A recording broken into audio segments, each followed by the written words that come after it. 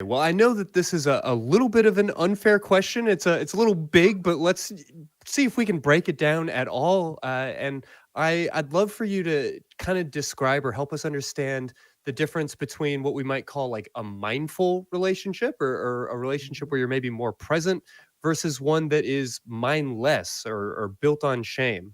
Is that even a fair dichotomy?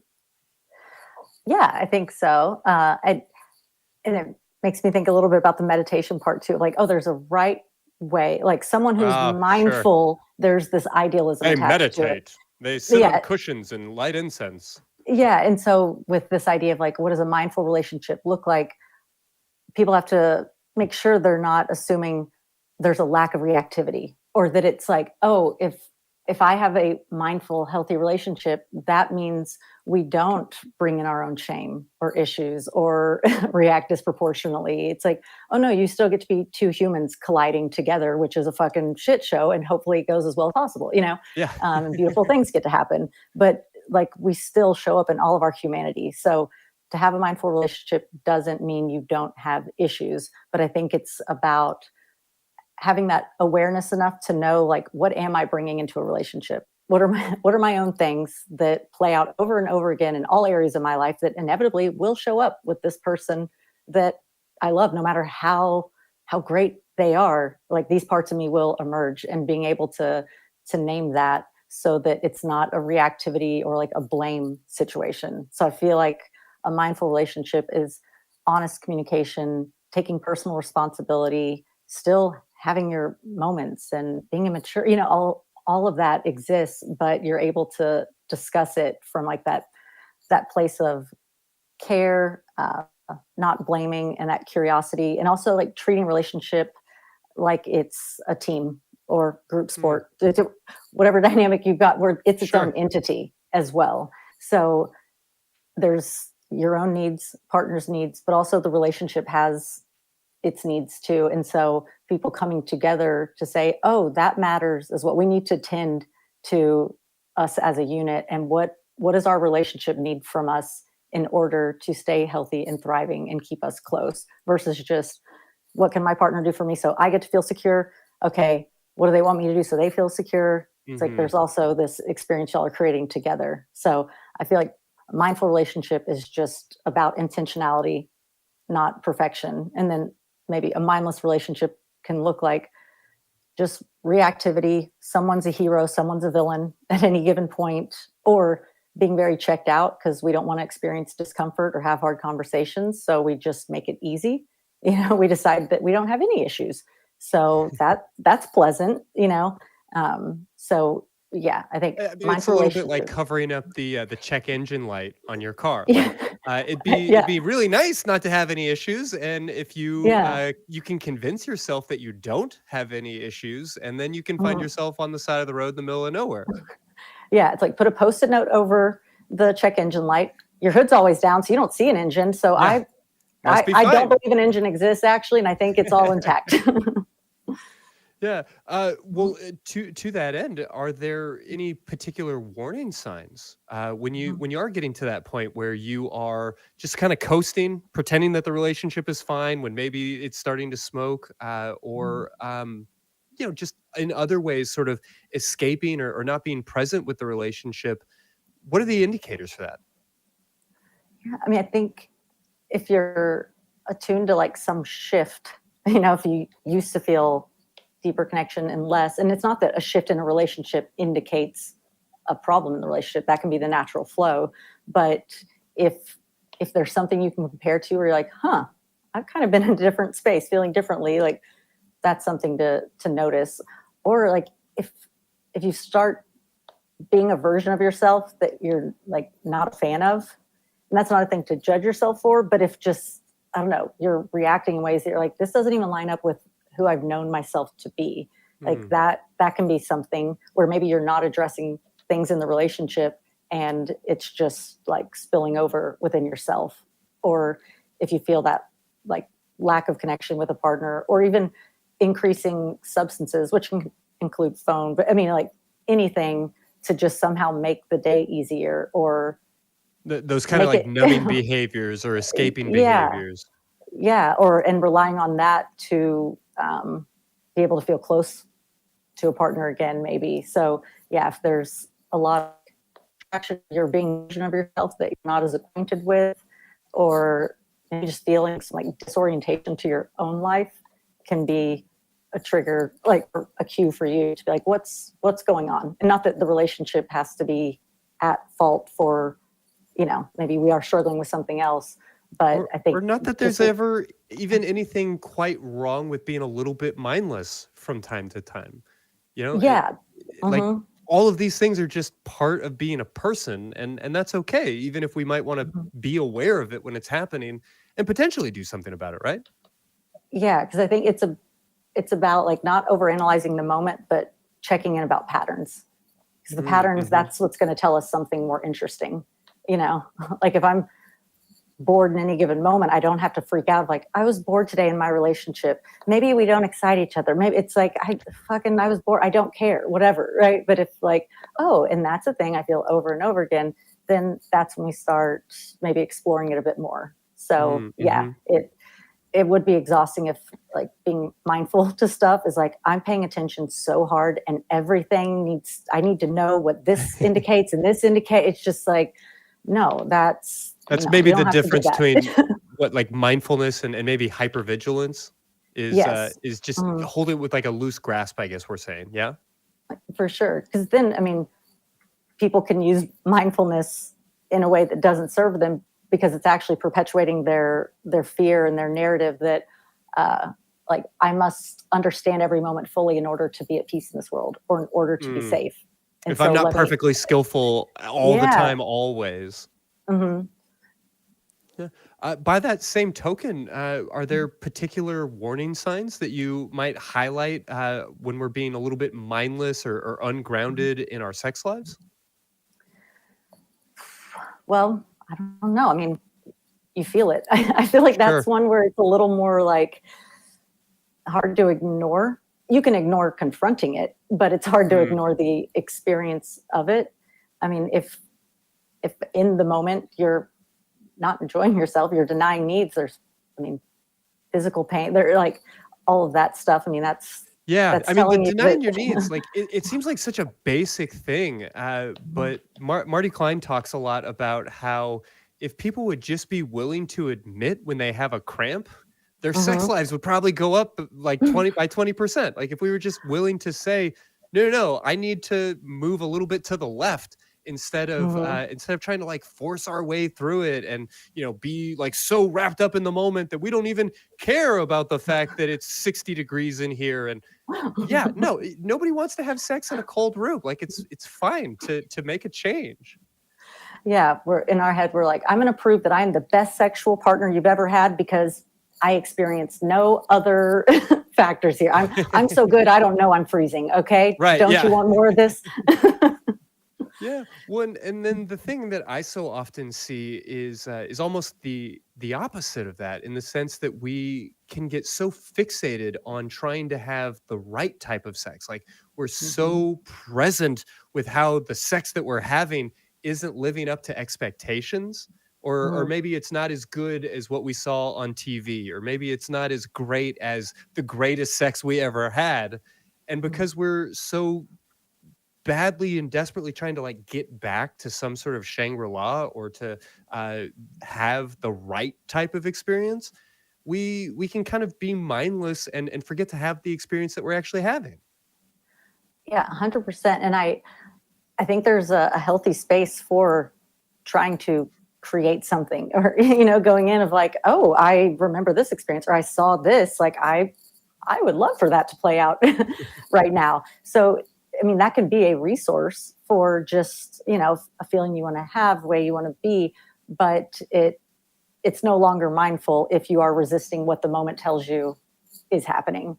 Mm. So it's, if I'm talking with someone and they don't speak the same language of me, I can't just yell louder and all of a sudden comprehension occurs. So it's like you don't want to Yeah, stay so stuck in the way you are being intentional about the experience you're trying to create that anything that goes against it, you're like, well, I'll just do that experience better. I'm gonna like it's gonna happen, damn just it. gonna It's like double down on it. Yeah. Yeah, it's like, no, you're going to have an interaction with what this reality is. Let them meet each other. They're not winning. Like, it's just more data, and you're working with that. You're aware of like, okay, this isn't playing out in that way, which doesn't mean, oh, well, this is a bad one. Like, it didn't go well. It's just like, oh, okay, I got some information that says this is how it's starting to feel.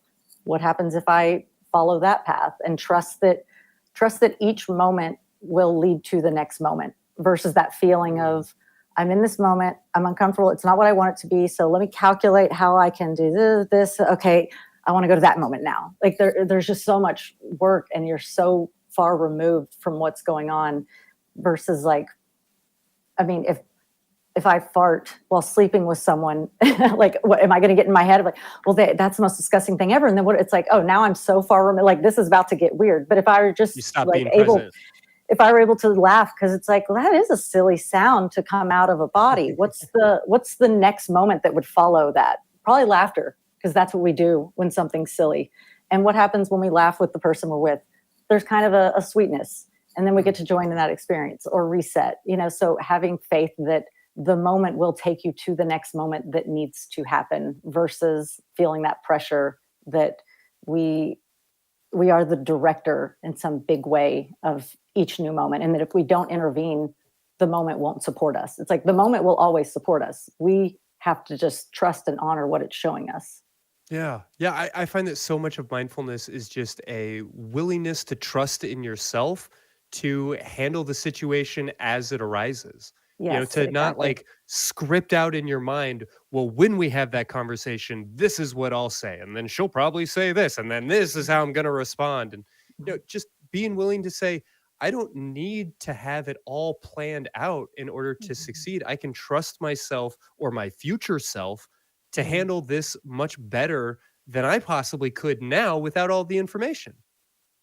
Yeah, 100%. Like, there's so much trust. And then we have a hard time with it, because we're like, but I haven't proven myself trustworthy. So how am I supposed to trust in this ideal self that I want to be? Mm. But maybe I can't handle it. And it's kind of like, yeah, that is kind of the nature of trust, actually. Like, we're going backwards if it's like, yeah, I would trust myself, but I haven't earned it. It's like, you need to kind of take that leap of faith and let yourself show up in that moment and see if you can, like, be brave for a split second to tolerate the discomfort and keep moving forward. Or you realize, like, shit, I'm just perpetuating the cycle, and that's okay too. Like, we don't want to feel like a failure of like, well, I tried to be mindful, I was going to trust myself, I was present, I did all the right things, and look, I still have my issues. It's like, that's okay, because the shit's hard. Like, Mhm, so mhm. just keep doing it. Don't use every little negative piece as like the nail in the coffin of why you are this dysfunctional person that can never have the experience you want, and you'll never be able to be present enough. It's just like,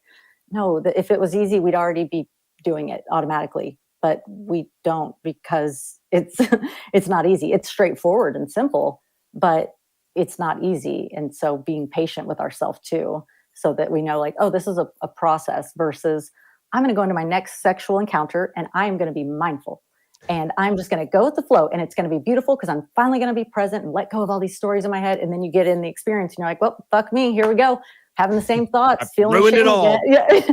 Yeah, it's like, that's okay. Don't focus on the outcome as the thing to determine, can I still try and be even present with the fact that I'm disappointed I couldn't be as present. Like, Mm, just mhm. add more presence even to the parts that you would normally label as like, oh, I messed it up, like diet starts tomorrow sort of thing. Yeah, well, and change is gradual. Yes. We tend to think that if we made a mistake that we should just give up and throw in the towel on the whole thing. Uh, do you have tips or thoughts on how to maybe begin that process, or how to gradually become a little bit more aware in the heat of the moment or in those sexual situations?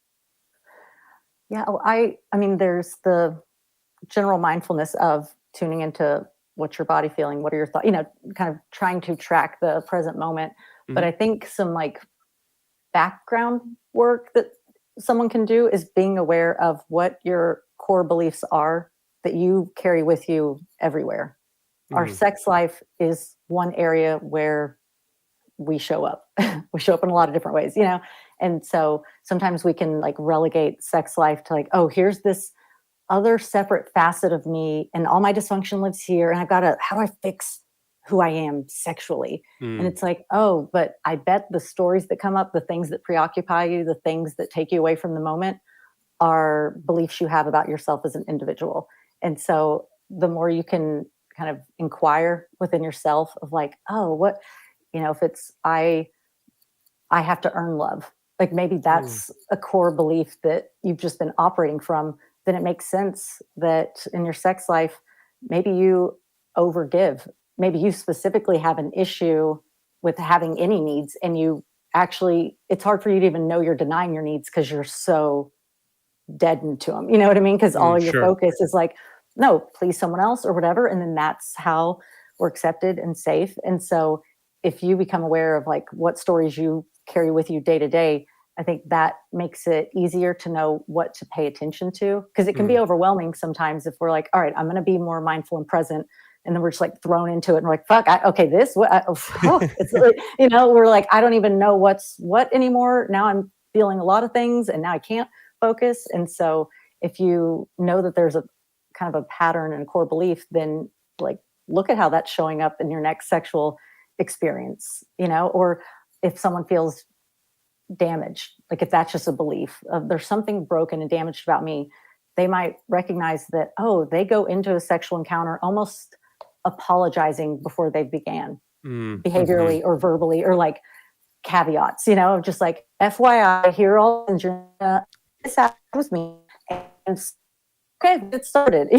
Here's And everything that's so, broken, everything I hate about myself. Try not to make any of it worse, and let's have great sex. So I think if people become more self-aware, like what are those stories I have, you have an easier guide of knowing what to look for and what you're like the easy places for you to detach when you're sleeping with someone or overcompensate, or so I just like the idea of a person knowing themselves fully helps them show up sexually and in relationships versus picking apart the dynamic too much. It's like, oh, what do I have going on within me that's going to play out here, and how can I tend to that feeling a little differently? Yeah, well, so then do you have any particular advice for us for just being a little bit more self-compassionate, a little bit more kind, a little bit more mindful when it comes to things like our bodies or our sexual performance, or some of the other areas of shame that tend to show up in our love lives? Yeah, I think when we all have it. So that Yeah, reminder of like, everyone's got something, like, what's your flavor? We all feel whatever like, we all feel shame to the same intensity. It's just a different thing, and it's easy for us to qualify our own as like, yeah, but I'm like broken times 12. That person's like broken times 2. So it's a little different, I've got more like work to do. I'm shittier. And it's just like, no, across the board, we all have the same intensity with the shame. So like, you're not alone, even if you feel isolated in the specifics of your situation. And I think it's trusting like an experience will be what it is, and you're gonna like if it's a sexual experience, it's like, okay, and it'll be over, and maybe it's satisfying, maybe it's not, but like you don't have to almost do like a play-by-play of, oh, well, that's where I went wrong there, and then this, and then that's what led to whatever. This is a really ridiculous analogy. I don't even know how it connects, but I'm thinking of like, if we get in to an Uber, right? We just get whatever driver shows up. We have enough trust that like, all right, I put in the destination. I believe I will get there. I don't know who the fuck's driving me, and if this is going to be a dreadful drive because, oh God, they're talking too much, or they're like, or they're a shitty driver, or okay, that is not the turn. Where are they going? Okay, this took us 10 extra minutes, like, but we can handle that ride, and it can be a little bit imperfect, but we're not but freaking it'll out be about fine. it. Yeah. We're just like, all right, and that's an interesting story to tell, And so a sexual experience is like, make space for the fact that like, I don't know, maybe like you won't be your best self. You won't be as secure. Like you'll look back and be like, you know what? My stomach did look like Jabba the Hutt. And like, okay, you know, like this neutrality. I feel strongly about neutrality. There's this whole like positivity thing, which I think is great, has its place, but sometimes I think self-compassion can be hard if we're trying to be like so enthusiastic about the parts of ourselves we struggle with that Yeah. you're No, like, I'm lying to myself. And it's like, well, that's not going to serve you to try and be like, oh wait, no, I actually, this is my favorite part of my body. This, you know, it's like, it does not have trying to to be. fake it. Yeah, I read an interesting study recently about folks who use mantras, and in particular, like those positive affirmations, where Mm, you just like stare at yourself in the mirror and say like, "I'm good enough. I'm strong enough. Doggone it, people like me." And what it basically came down to was that those things can be useful, but only if you believe them. Like if you mm, know that you're lying to yourself, or if you look at yourself in the mirror and you say, I love myself, I love myself, I love myself, but you really don't, or if you're really mm, struggling with that idea, if it rings hollow to you, it's actually going to increase the stress, the distress, mm. that sense of just not being right. Exactly. And I think it's all about like, how is something being used? Because Hmm. the I think the part that helps about mantras, or if it's staring like, I love myself, it's to provide additional dialogue from what you normally hear. It's not to force that information to you. It can be a practice of, okay, here's this thing that I wish I believed, but like, whew, no part of me believes it. You're not What does trying to it feel like? brainwash yourself. Yeah. What does it feel like in my body when I try and sit with that as a truth? Not make myself believe it, but just what does it even feel like for that to be a thing I name? And then every part of you might resist it. And that becomes an interesting, curious thing of like, wow, like I really want to push that away.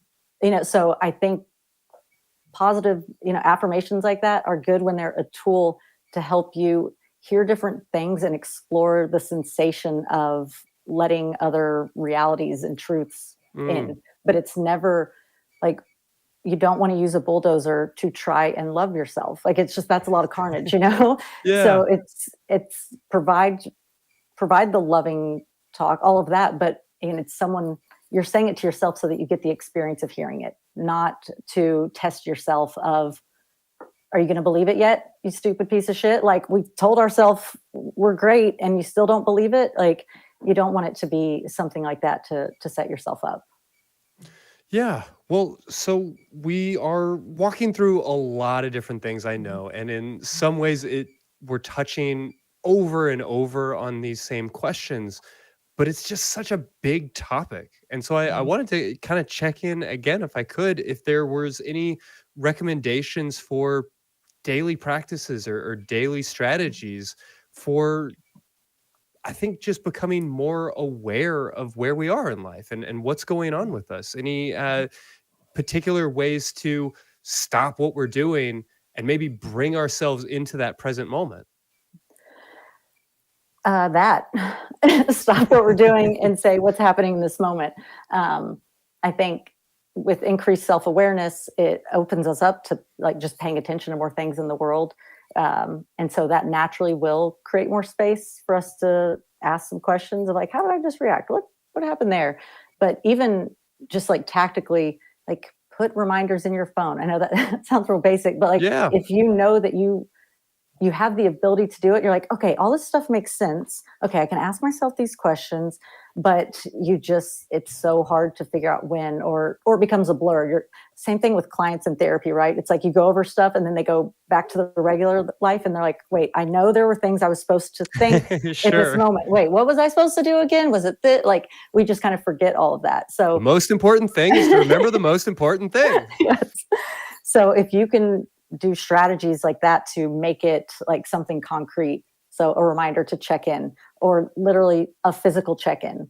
Again, mindfulness does not need to be about some deep, like, okay, I'm inquiring and I'm going to learn something really big about, it's just like, oh no, I'm just paying attention to the whole experience. And so I know for myself too, like I can go days and days without noticing anything in my body. Like I'm just fucking going, right? And then all of Mm. a sudden you're like, oh, I'm not well.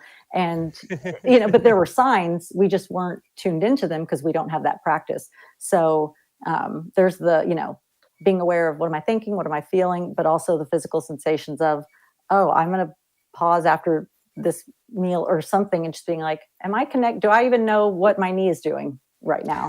So those are small practices that they're easier too, because if you're someone who really struggles with looking at yourself, like if it's really scary to do that, then at least going to some of these, like, oh, it's just a physical sensation. It's more of a neutral space for you to practice the skill. So if someone notices, like, okay, I'm going to try and be mindful and all the self inquiry and whatever else, and you just get flooded with too much stuff, then find more neutral ground for that skill of paying attention without judgment.